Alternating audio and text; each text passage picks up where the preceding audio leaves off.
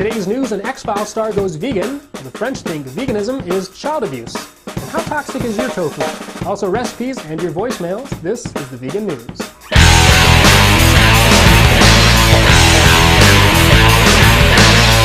Welcome to the Vegan News, the show where we treat veganism as if it were normal. I'm Adam Kahanowitz. Well, there's not too many celebrities who will go vegan and stay vegan without putting to shame those of us who don't have personal chefs and trainers. However, Gillian Anderson of the X-Files has been vegan for quite a while and is giving us a good name. Some say her co-star Duchovny is also giving the dietary part of the lifestyle another try. Ecorazzi reports co-star Duchovny was spotted ordering takeout at vegan restaurant À Votre Santé. The star didn't want to be recognized by, vegan celebrity watchers, so he opted to instead sit in his car alone and order takeout. Some are speculating Duchovny is giving his former vegan lifestyle another try, as well as Cameron Diaz, who has been frequently pictured wearing Olsen House vegan shoes, also reported by Ecorazzi.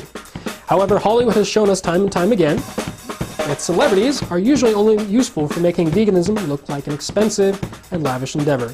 Or we'll just tell the world the diet is basically famine, as is the case with super genius celebrity Bijou Phillips, whose diet consisted mostly of, quote, water, unquote.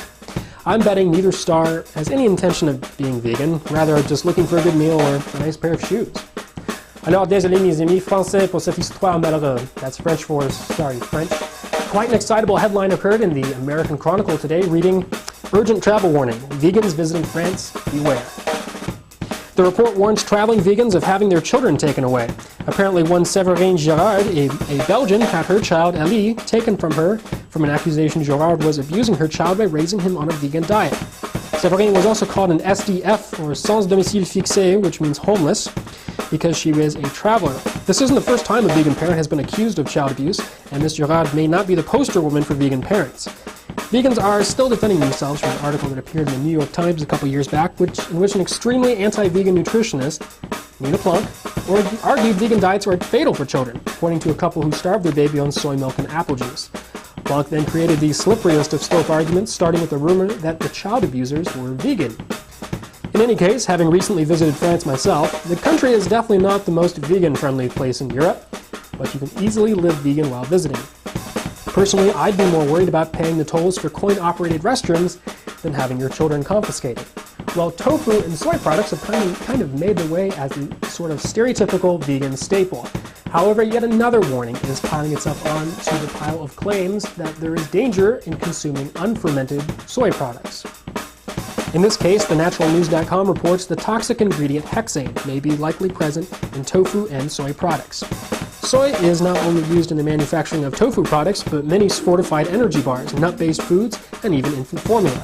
TheNaturalNews.com funded a study to test for hexane residues in soy and came out with figures as high as 21 parts per million hexane in soybean.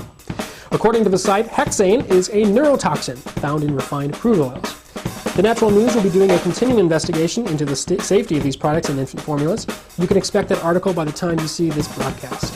And thank you for Twitter user Shushi525 for sending us that link. Where normally in the show we like to look in our voicemail inbox, which is looking a little dry.